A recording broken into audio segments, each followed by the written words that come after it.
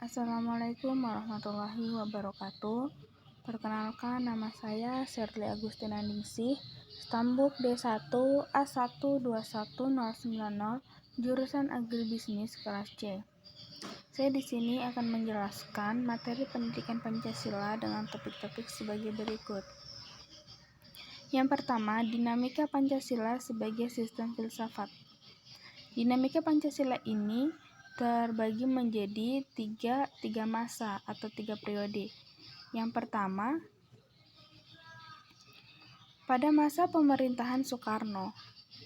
Pada masa pemerintahan Soekarno, Pancasila sebagai sistem filsafat dikenal dengan istilah filosofis Groundslack. Gagasan tersebut merupakan perenungan filosofis Soekarno atas perencanaannya berdirinya negara Indonesia Merdeka. Ide tersebut dimaksudkan sebagai dasar kerohanian bagi penyelenggaraan kehidupan bernegara. Ide tersebut ternyata mendapat sambutan yang positif dari berbagai kalangan, terutama dalam sidang BPUPKI yang pertama, pada tanggal 1 Juni 1945. Namun, ide tentang filosofis Groundslack belum diuraikan secara rinci, lebih merupakan adagium politik untuk menarik perhatian anggota sidang dan bersifat teoretis. Pada masa tersebut, Soekarno lebih menekankan bahwa Pancasila merupakan filsafat asli Indonesia yang diangkat dari akulturasi budaya bangsa Indonesia. Periode yang kedua, yaitu pada era Soeharto. Kedudukan Pancasila sebagai sistem filsafat berkembang ke arah yang lebih. Dalam hal ini, istilah yang lebih tepat adalah Weltanschauung. Artinya, filsafat Pancasila tidak hanya bertujuan mencari kebenaran dan kebijaksanaan, tetapi juga digunakan sebagai pedoman hidup sehari-hari.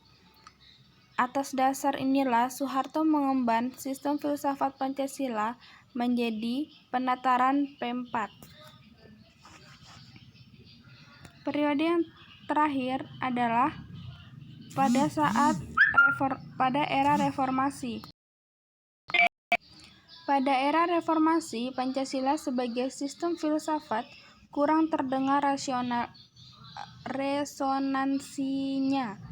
Namun, Pancasila sebagai sistem filsafat bergema dalam wacana akademik, termasuk kritik dan renungan yang dilontarkan oleh Habibie dalam pidato 1 Juni tahun 2011. Beliau menyatakan bahwa Pancasila seolah-olah tenggelam dalam pusaran sejarah masa lalu yang tidak lagi relevan untuk disertakan dalam dialektika reformasi. Pancasila seolah-olah hilang dari memori kolektif bangsa Indonesia. Pancasila semakin jarang diucapkan, dikutip, dan dibahas baik dalam konteks kehidupan ketatanegaraan, kebangsaan maupun kemasyarakatan.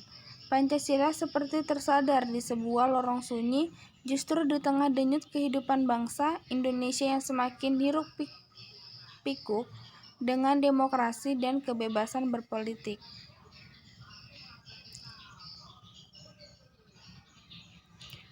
Topik yang kedua, tantangan Pancasila sebagai sistem filsafat. Beberapa bentuk tantangan terhadap Pancasila sebagai sistem filsafat muncul dalam bentuk-bentuk sebagai berikut. Bentuk yang pertama yaitu kapitalisme. Kapitalisme adalah aliran yang meyakini bahwa kebebasan individual pemilik modal untuk mengembangkan usahanya dalam rangka meraih keuntungan sebesar-besarnya merupakan upaya untuk menyejahterakan masyarakat.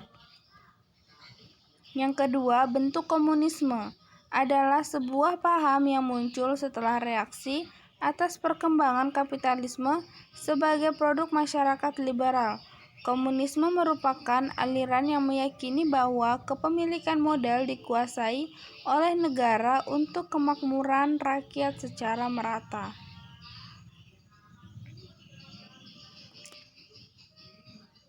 Itulah penjelasan singkat dari saya. Saya ucapkan terima kasih. Wassalamualaikum warahmatullahi wabarakatuh.